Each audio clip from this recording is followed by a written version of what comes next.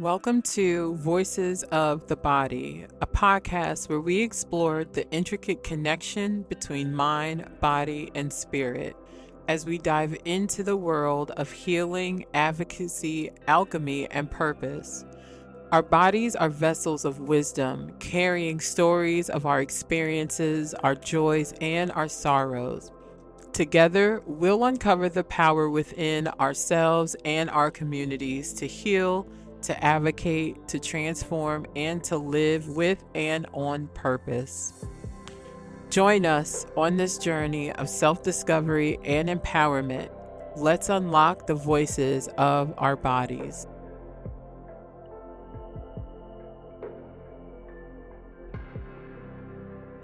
What's up, everybody? Welcome back to Voices of the Body, the podcast. My name is Love Ashleie Elaine, and I'm going to be your guide. Thank you for choosing me to be your guide as we journey through all things healing, all things the mind, body, and spirit. This particular episode, I'm breaking down the power and control wheel this month. Excuse me. I had a plan to do something different, but this felt more spirit led to do, right? Last episode, I mentioned exposing the tactics of the enemy. And if we don't name it, we won't be able to see it, right? You can feel it and doubt yourself about what you're feeling, what you're sensing, but naming it does something different. So this episode, we're diving into recognizing emotional abuse and healing it within the body. So prepare your mind, body, and soul as we get deep into this episode.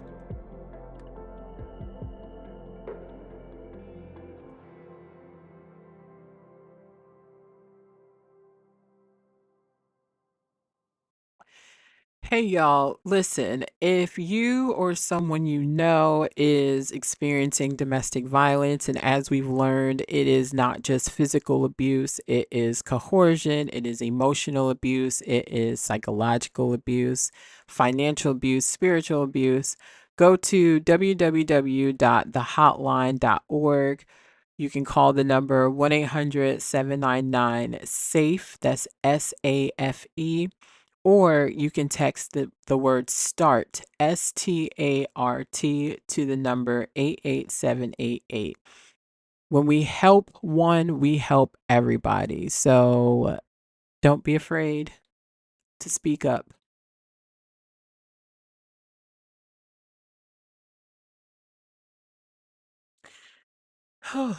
Hey y'all, how's it going? Um, so I wanted to first, right, talk about what emotional abuse looks like, right? I mentioned it in the last episode. I mentioned a lot in the last episode. Um, I was very kind of strategic in what I shared in the last episode. But I like this tool to really break down the power and control wheel is very important to me. I had thought about it before. It was in conversation before.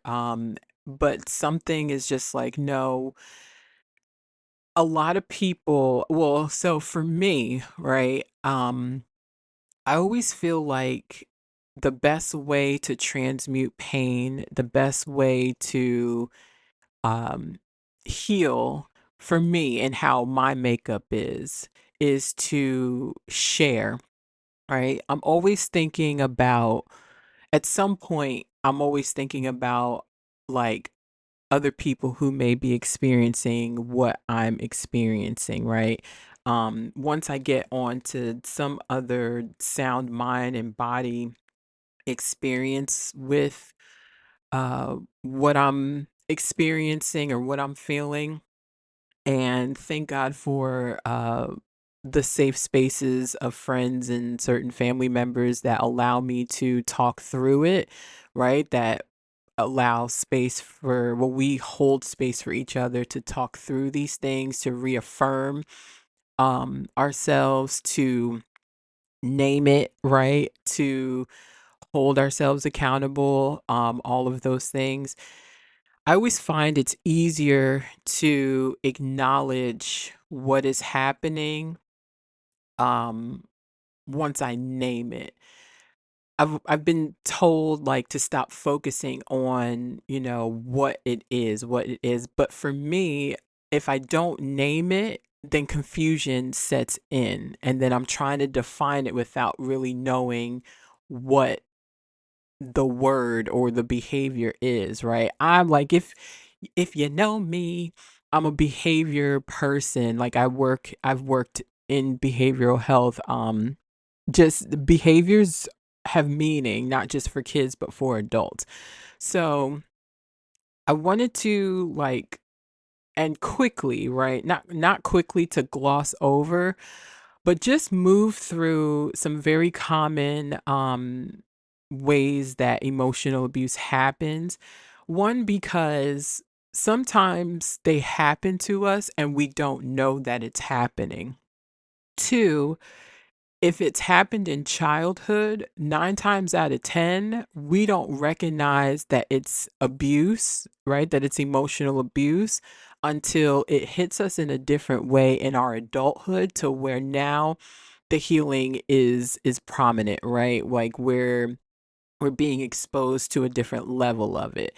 And three, like I said, if we don't name it, right? It's like girl code, right? It's like, ooh, girl, like this is how you make the best matcha latte with this kind of milk. And I'm going to give you a little secret on what to add into it to make it like help you, I don't know, like make your skin glow, right?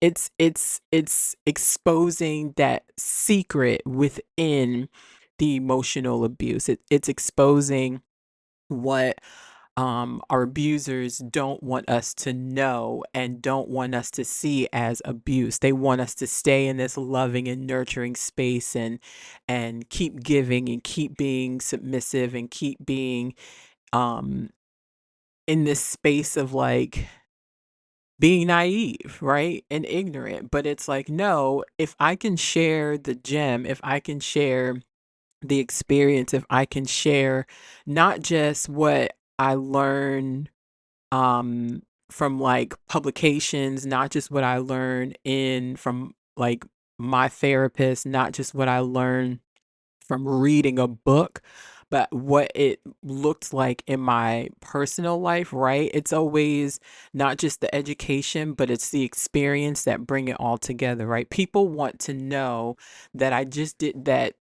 People want to know that people didn't just learn something in a textbook, especially when we're talking about healing from something that has the grand potential to bring us to death, and death of life while living and death of life like the final, right? I hate to be so blunt with that, but the reality of what domestic violence is that there's enough stories that we see on the news that end in death, and it's not to victim shame, it's not to say, oh, why didn't they see the signs? Sometimes it's harder to leave. Sometimes it's just harder to leave. You like there's no right or wrong to how a domestic violent relationship looks, how it happens, how that person leaves, how they stay, how long it is before they leave, how long it is that they stay. Like there's no rhyme or reason to it, right? So there are one, two, three. There's 5 different emotional abusive behaviors that I wanted to share. And some of them um meet each other in one way or another, but they're very prominent within themselves as well. So the first one is gaslighting. We've all heard this word. We've all heard this word. It's been floating all over social media. Well, my social media. I don't know about anybody else's, but we've all like heard it. And I think sometimes when we overhear something, we're not sure of what it is, and we just kind of like match it to our experience. So gaslighting, and I'm going to, in the show notes, there will be links to articles and websites that I've vetted that will have all of this information that I'm sharing as well. Like I said, I come from personal experience. I come from some professional experience with this, but most of my experience has been um, personal. So taking the personal, adding it with the professional, and adding it with my love for going down rabbit holes. Okay. So gaslighting is a form of psychological abuse or manipulation in which the abuser attempts to sow self-doubt and confusion in the victim's mind. Pause. So, on a spiritual level, confusion is what the enemy wants us to be. Because if we're confused, we'll never make a decision. If we're confused, we'll never really tap fully into ourselves. If we're confused, we will miss completely what our purpose is, what our true assignments are, right? Confusion destabilizes us. It puts us in a position to not move, right? You think about that the freeze part of fight or flight, right? It destabilizes us. It makes us constantly question and just like stay in our head over and over again, to where, and personal experience, you don't get out of bed. And if you do, you don't know what to do with your day. So confusion makes you intentionally waste time. And then you look up and it's like, well, I have been confused for a very long time about what I'm supposed to do, who I am, where I'm supposed to be, if this is where I'm supposed to be, is this the person I'm supposed to be with, but I love them. So why would they treat me this way? Are they treating me a certain way? They wouldn't treat me a certain way. Maybe it's just me. It starts making you go on this hamster wheel, right? Of just constant questioning, right? Constant misalignment with self, constant disconnection with truth of who you are, right? You hear me say it often, like the divine you, the version of you that God intended. God doesn't want us to be in confusion. That's not it, right? I believe there's going to be some in life when there's like decisions that have to be made. I don't think that's confusion. I think that's just my pastor's in a sermon series now where we're talking about wisdom, right? So a lot of that is floating in my head too, but it's like God doesn't want us to be confused. He wants us to know ourselves, recognize him within us, and be able to live fruitfully from that place, live in the abundance. If we're confused and if we're in environments that constantly keep us confused, it's like two different it's like two different forms of like metal and wood or something rubbing up against each other trying to connect. It's not going to happen, right? Something's going to brush wrong and it's not going to do what it needs to do. Neither is going to accomplish their goal. The only one accomplishing the goal is the abuser, which is meant to confuse you, right? Some strategies for recognizing gaslighting is pay attention to like your own self-doubt, right? Are you doubting your memory of something, right? This person is lying and you know clear as day, right? You know clear as day that this person is not telling the truth. Like you even have proof. You have like a gas receipt or a food receipt or a picture from that day, or you have a really good photographic memory, right? Which is a gift. I just hit something. Confusion also wants to take you out of your gifting, question your gifting, right? We have to remember we're here in spirit form. Everything is spiritual. Everything is spiritual, right? So That's a strategy. It's questioning your sanity. Am I crazy? I'm crazy, right? Am I losing my mind? Am I really hysterical? Am I emotional? Am I sensitive? Right? You start asking yourself if you are these things, right? You even stop having trust in yourself, which is the biggest, right? Which is that confusion, right? I don't trust my intuition. I don't trust the discernment. I don't trust what my body is telling me because what this person is telling me is better, or I'm believing it, right? Um Another sign is starting to believe what the other person is saying to you when they when they use words like crazy, stupid, sensitive, and hysterical, right? Believing that you can't do anything right, and you begin to have self-talk, negative self-talk. Like now you're starting to beat yourself down. Now you're starting to tell yourself like, I can't do anything right. I can't accomplish anything. I can't even wash dishes correctly. But it's like, how different did you wash them today than yesterday, right?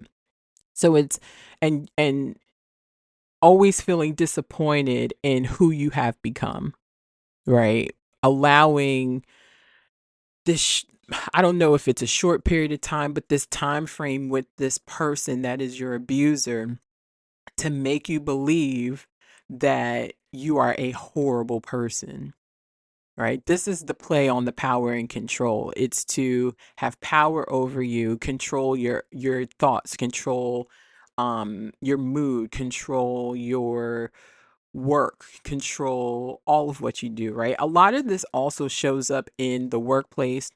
We already see it play out in communities. We see it play out in political spaces. We see it play out in racism, right? It's black people are always like one way, right? I'm just thinking about, oh my gosh. I was talking to somebody the other day, and it's like, now that Kamala Harris is in the running to be president and she's a black woman, now it's like, well, is she black? And it's like, oh, so now we don't want to claim that she's black because she's intelligent and she uses her power for good. That can be, wow, we're not, this isn't a political podcast.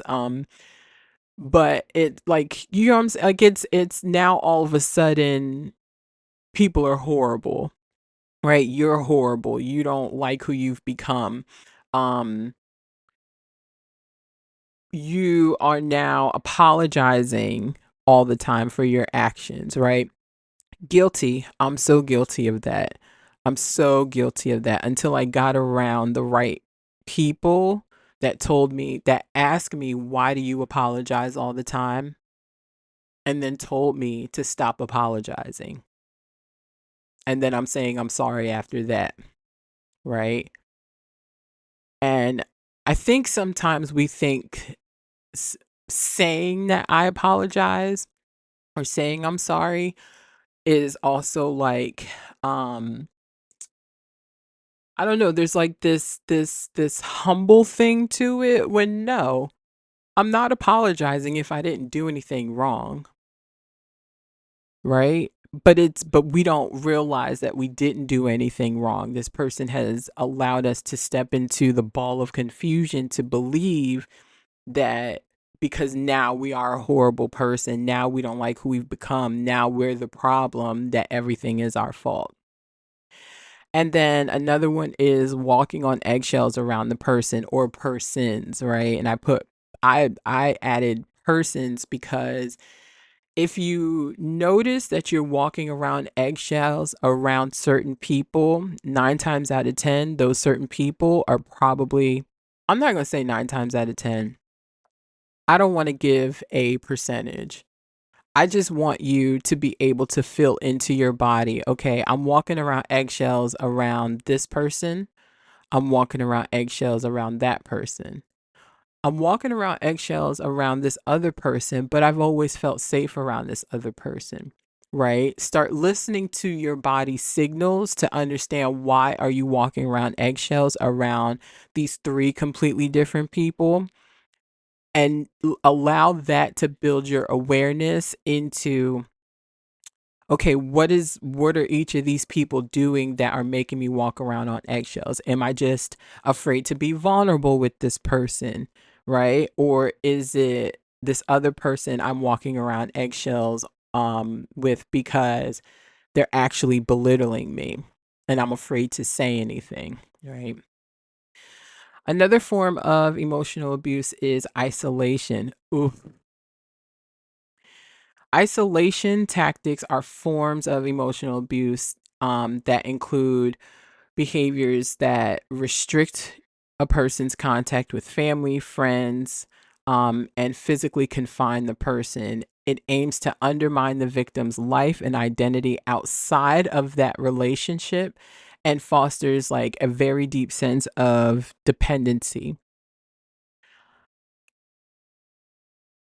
That is probably the most scariest thing ever, is to be isolated, right? There's moments where I'm like, "Ooh, it's me and you against the world," and it's like all cutesy and everything like that. But then it's like, "Oh, I want to go spend time with my friends. I want to go see my family. I want to hang out here. I want to hang out there. I want to call this person. I want to go to the movies." And it's like, "No." Or, "Yeah, yeah, yeah, we could do that later." And later never comes. Or I remember this one time in a relationship, like there was a new movie that came out. I love movies. There was a new movie that came out that I wanted to go see, and I'd asked my partner at the time. I was like, "Ooh, can we go see this?" And they were like, "Yeah, yeah, yeah." I was like, "Cool." I was like, "Okay, so we can go on this day." I said I have to do this on that day, and then when I get done with that, like we can get dressed and then we can go, blah blah blah blah blah. And I like hyped it up all week. Like this person was like, "Yeah, yeah, yeah, we can go." I was like, "Yes." It comes time, like the day for us to go to the movie that we planned to, and it was probably like 2, 3 days later, right? And all of a sudden, an argument started. And I was just like, wait, what? What? Huh? What just happened? And it was like, so are we still going to the movies? And they were like it just got completely dismissed. And then they just left the house. And I was just like, huh. And I don't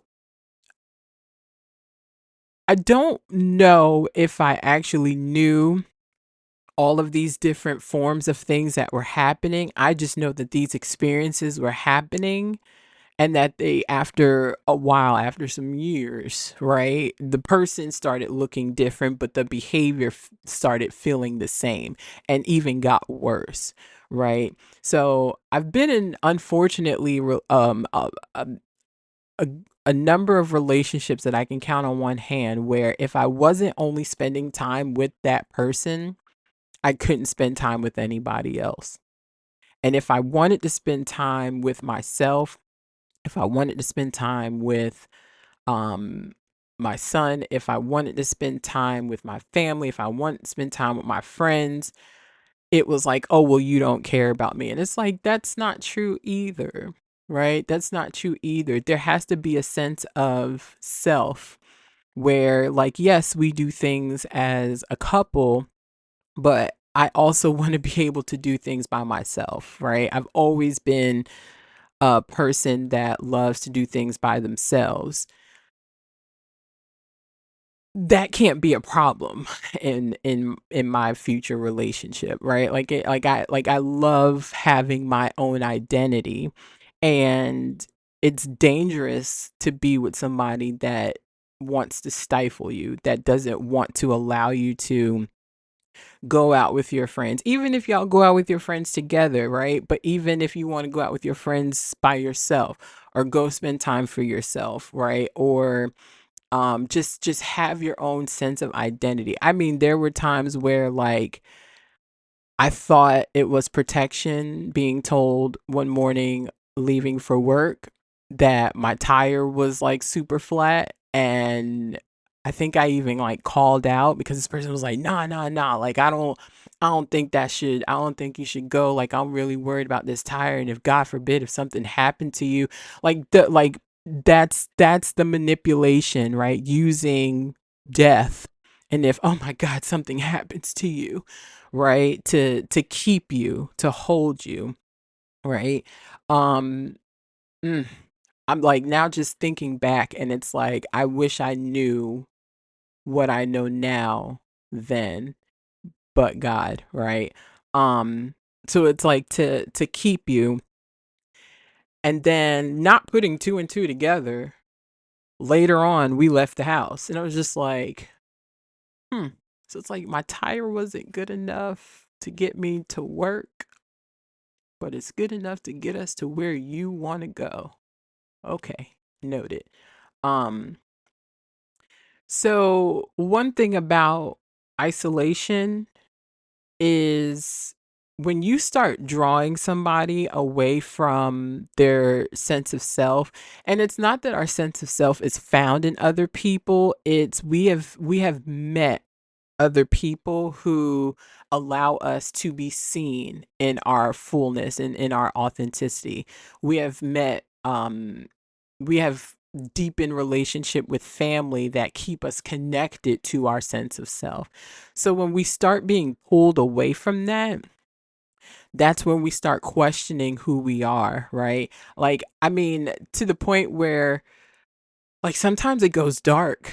It's like things go dark and you're just like, okay, I love this person, but is this it? Right? Like, is this it? Is this it? And you start missing those pieces of you that helped, that aligned with who your sense of self is, who you believe you are. So now this person has come in and made you believe otherwise, made you believe that they are all you need, that you don't need anybody else, that they are your family, that they are just everything for you, right? And even in marriage, I still don't believe that your partner, your spouse is supposed to be your everything. I just still find that very unhealthy. Maybe it's me still needing healing work in the relationship department. I don't know. Um but for me, I just don't feel like my partner should be my everything, right? To the point where I lose my sense of self. I lose who God created me to be, right? There is a lot of evidence that shows that social isolation and loneliness significantly increase the risk of premature mortality, and the magnitude of the risk exceeds that of many leading health indicators. It's okay to be alone, but there gets to a point to where now, like, again, like I said it before, it becomes this death of life. Like, we're now not just we're not living, right? Um, there's an article that I will post to go with that as well, to just give more insight on the health benefit, the health risk, excuse me, of isolation and what that does. I mean, the goal is to like literally break and beat you down so that you have to depend to so that you have to depend on this person. That is the literal reason for power and control. It's strip you of your power. It's slavery, right? Strip you of your power to think independently, feel independently, and produce independently without me, right? Don't have a thought that is, don't have a thought or create anything that is where I'm not going to be needed. Like, now you need me. I own you. All right. Another form is intimidation.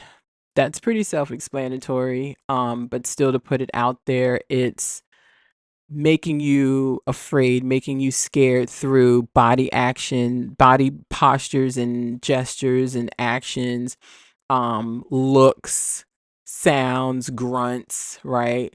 Breaking things, smashing things, punching holes in walls, breaking electronic devices, throwing things at you, smacking things out your hand, destroying your property, um, abusing your pet, right? Kids get used in this, right? Displaying weapons, making sure that you see it, right? It's like I just want you to know that this is here, right? Which is probably the most like filthiest and evilest, that's not even a word, form of intimidation is when weapons now get involved, right? Another form is belittling, the name calling, right? Talking about your weight. I remember when I was pregnant with Jez, I was told that if I didn't lose weight and kept all my baby weight, that I wasn't going to be wanted anymore. Screw you, buddy. I am still a 10 with the baby weight. But it's like things like that, right? Your weight being talked about, your hair being talked about, like constantly being criticized for how you look, for how you dress, for how your weight, maybe even your skin tone, right? I don't think so. A thought that pops in my head, and I mean, I think this could just be me being human, is if you don't like how I look, then why do you want to be with me?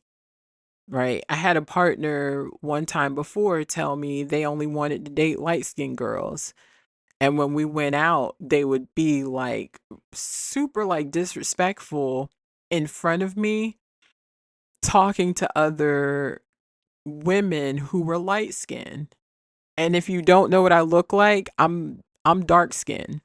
And it's like I asked them one time, I was like, if you see yourself with with a light skinned woman, I said, then why are you with me? Right. And it's like, oh, well, my mom is dark skinned. So yeah, it's like, but that doesn't mean anything. Right. My family is dark skinned and I keep ending up with light skinned dudes. Right. That's probably about to change. But it's I don't think there's any rhyme or reason to how a person is like how an abuser picks their people. I think they're just mean, right? There's something within their own childhood, maybe something that they haven't healed, and they project it all over everybody else. Like it's literally vomiting up hate towards everybody else. And it just so happens to be women, right? Um Blame shifting is number 5.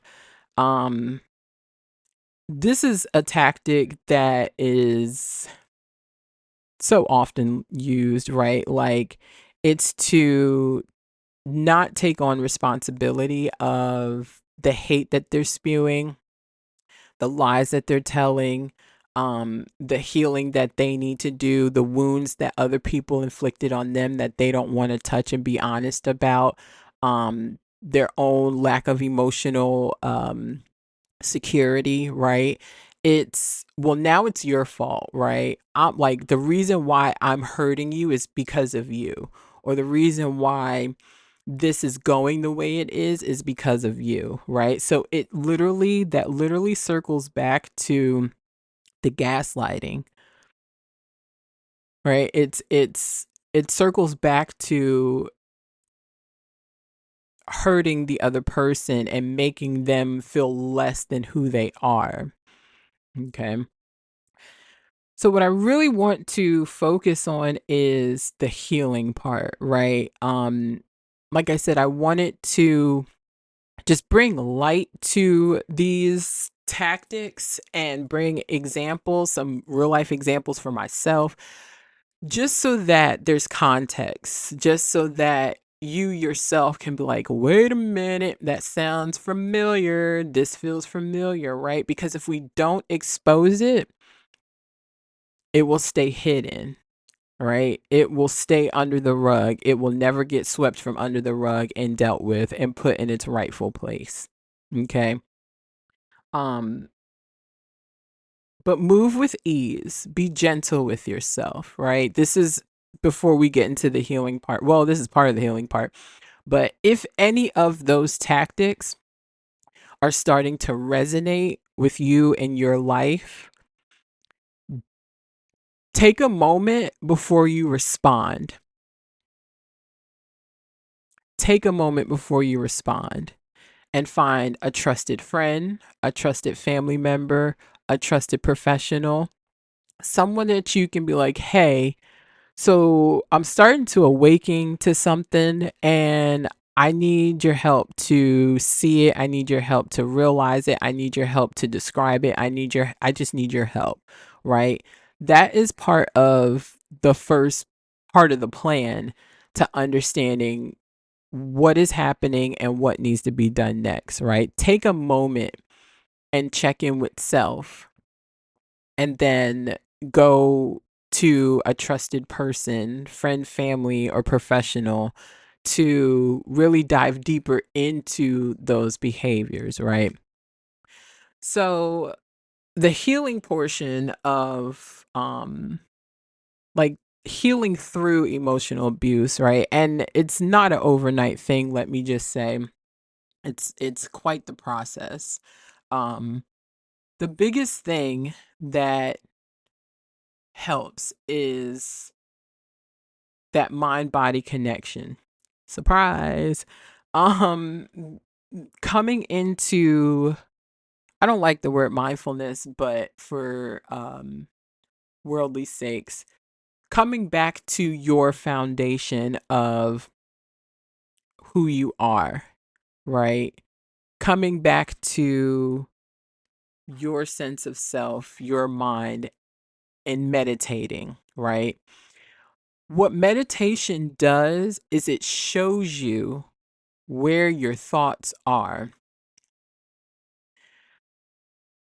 You become the observer of what is happening internally with you. So even if you just start for like 5 minutes and start paying attention to what you're thinking about, right?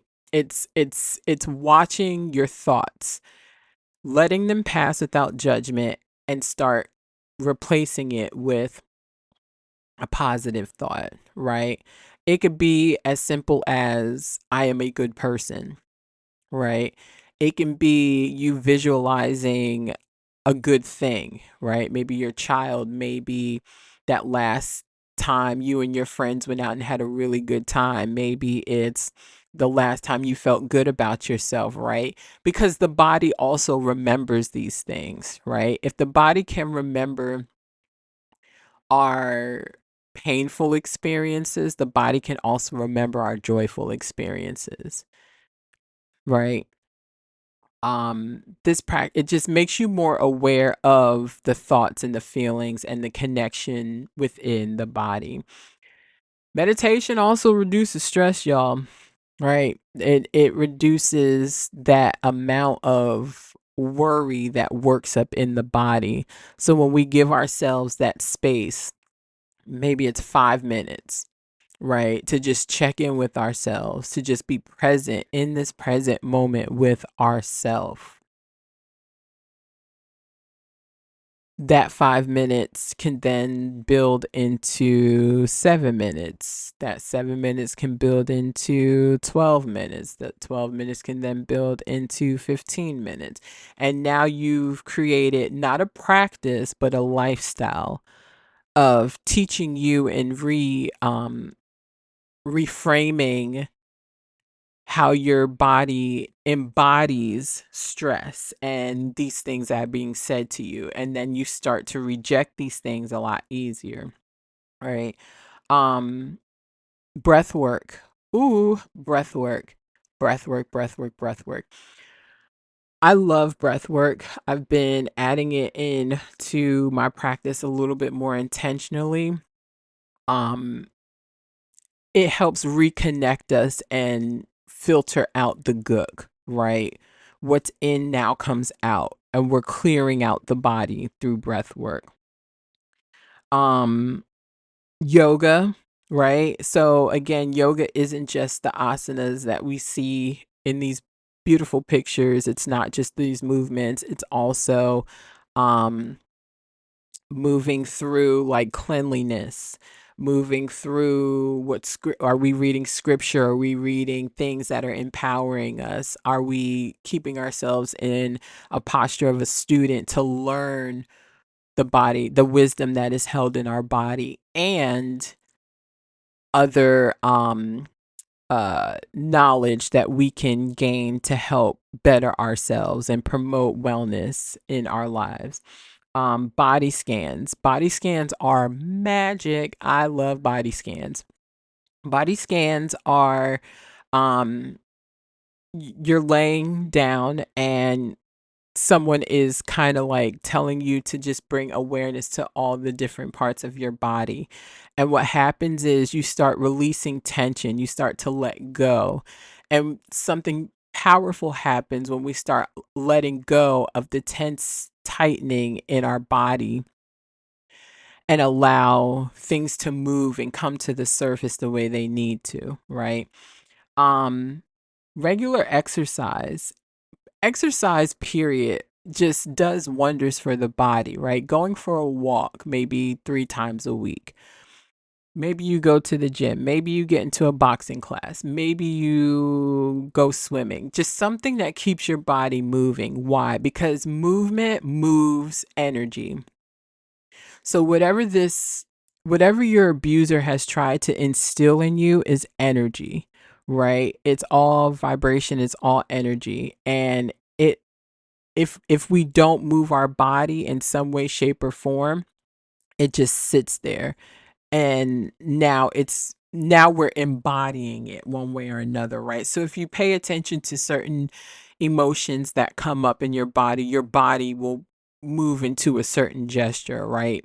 Maybe sadness for you looks like your head is always hanging down, right? Which is like a sign of defeat. Maybe um sadness could also look like for certain people like the shoulders start to roll in, right? Closing off that heart space. Not keeping yourself open, right? Your diet, what are you eating? Right? How are you nourishing yourself? How are you taking care of yourself? Right? And this isn't about losing weight, right? The regular exercising and dieting, it's about the emotional weight, right?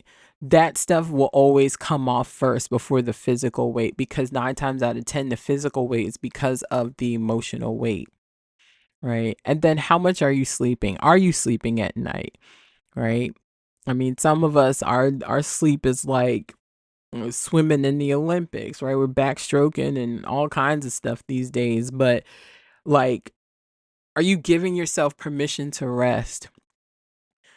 Right? When we're healing from traumatic experiences, and again, trauma is when events happen super fast and often, right?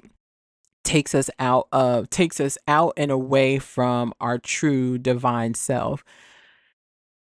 We have to rest. Healing requires a lot of rest because your body is now starting to reprogram itself. It's starting to move away from what it has been exposed to into even shifting into something better than who you even thought you were before the experience, right?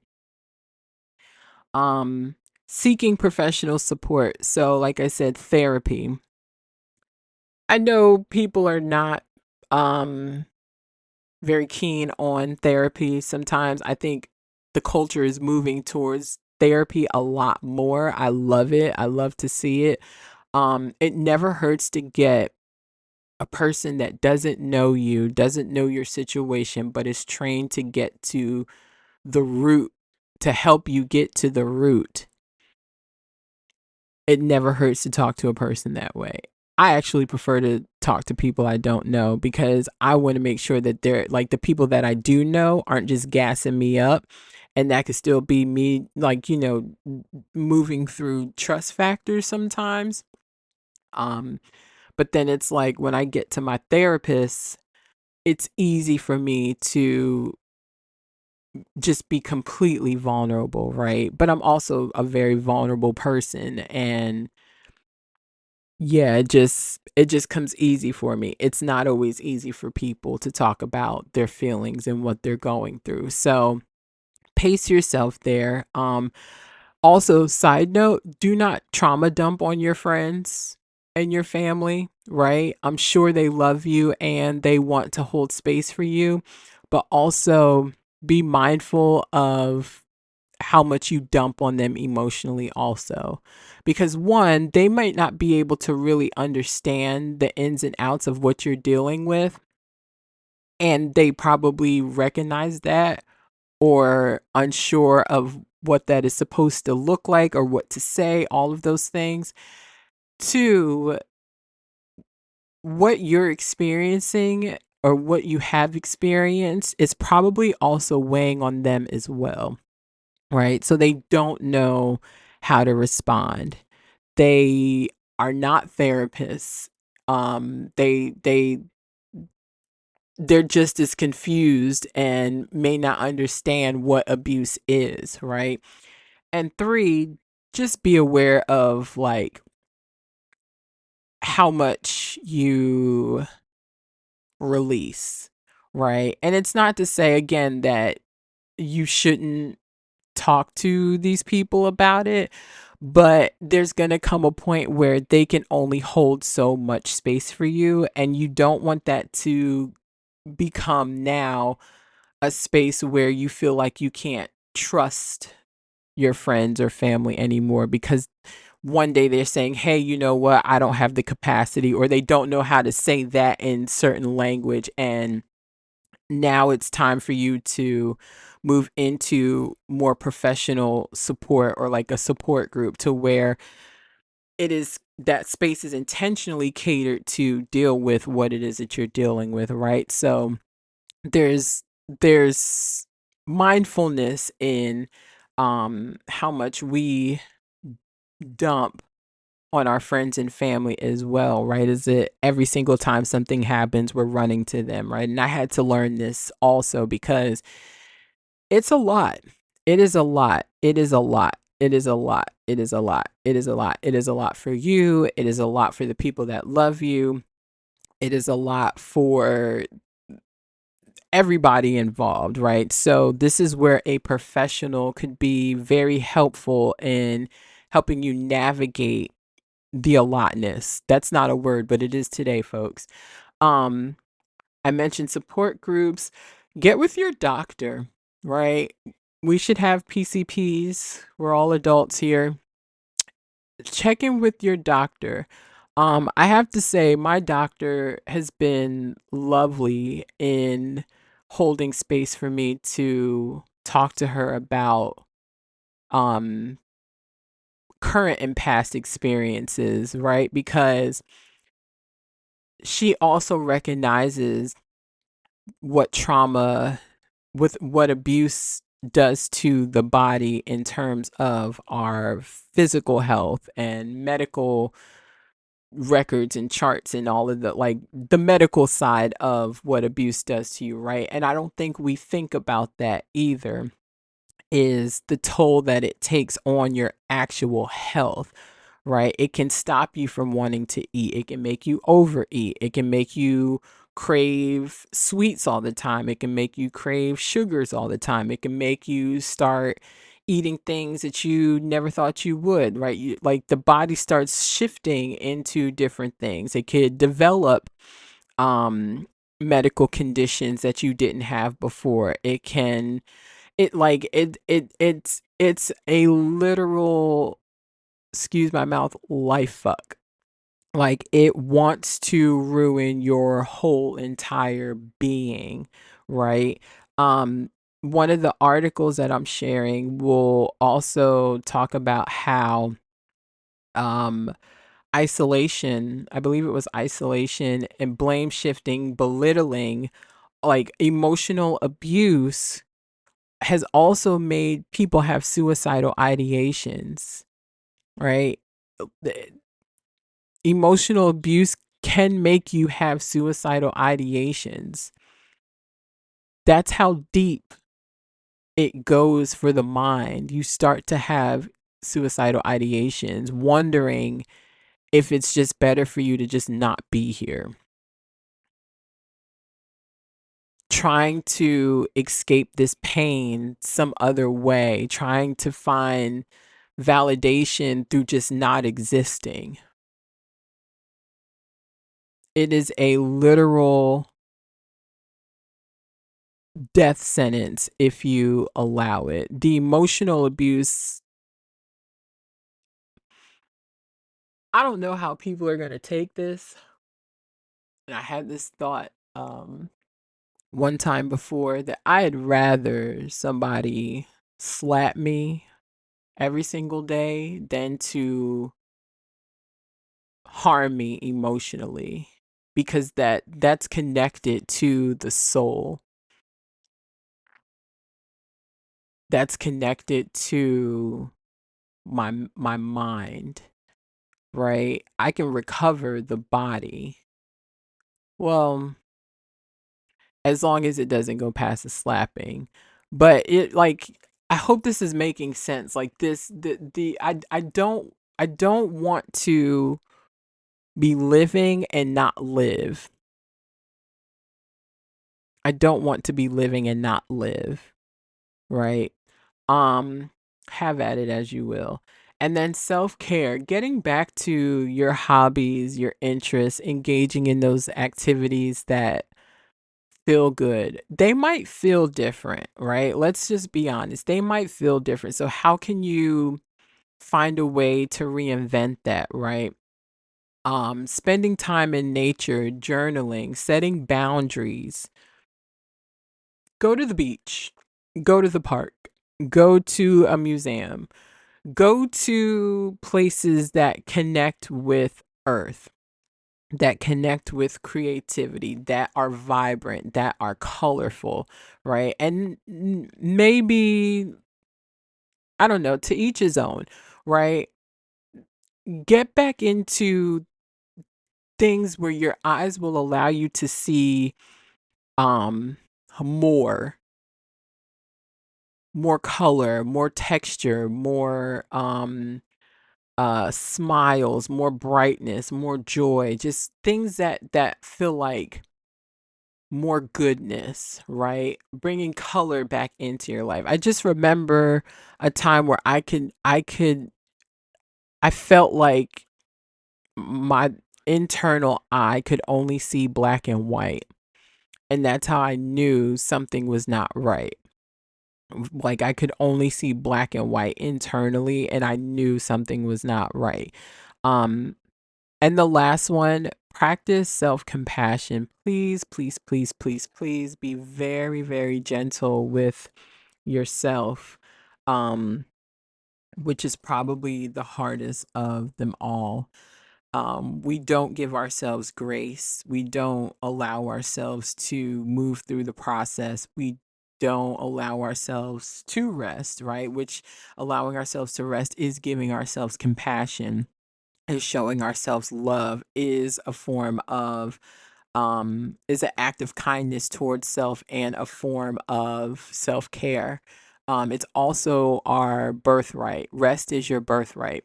So practicing compassion with ourselves is powerful, right? Reminding yourself that you have experienced something so debilitating and so out of alignment that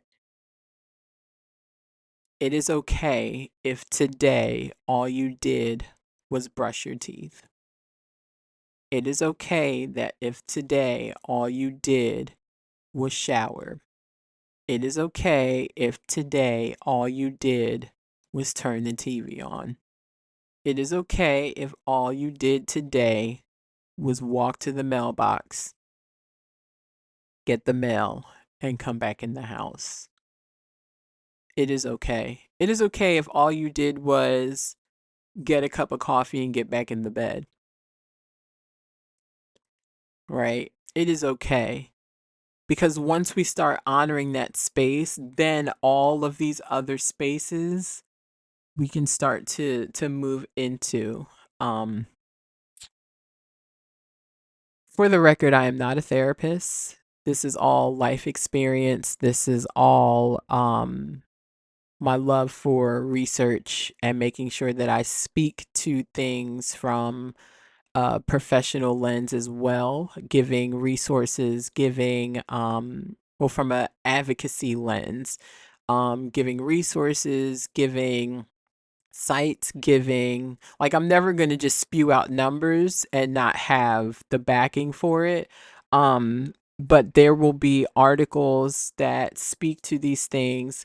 um I just know what has worked, what has helped me in my own life. I just know what my experiences have been in my own life. And again, I believe I am here to transmute and alchemize and teach others how to do the same, and to bring people back to their God given divinity of who they were soulfully created to be. Um, So if that means I have to have like some letters behind my name to do it, which I don't believe, so be it. And I have a lot of friends that are therapists, who have affirmed me and also do this work. So have at it as you will. Um, but yeah, just I think the biggest thing of all is pace yourself in recognizing these signs and behaviors, and find those trusted people and talk to them. Find that therapist and talk to them. Be compassionate with yourself, right? I think setting boundaries is, it will be hard in the beginning because you don't know exactly what the boundary needs to be just yet. And once you start having the conversations with trusted family and friends and professionals about what is happening, then I think it will become more clear. I believe it will be more clear for you to be able to set boundaries. Or maybe you've set boundaries and they just keep being disrespected, right? They keep being walked all over, they keep not being seen. um, Still find those trusted people, still find that professional to help walk you through it. Okay. Nice big inhale and exhale. One more time. Nice big inhale and exhale. Last one. Nice big inhale and exhale. I hope and I pray that this episode has awakened a voice within your body that will allow you to see things more clear, see things through the fog and confusion, and begin to open up the body to receive what needs to happen next, right? That still small voice within our body, that discerning voice, that intuition that we were gifted with. I pray that this has opened you up to hear that voice a little bit more clear, and to help you move through safety and security with self, and reaffirm yourself, trust yourself. That way you can invite back in those trusted people that will love you unconditionally and honor the emotions and vulnerability within you. I love you all for free. Until next time.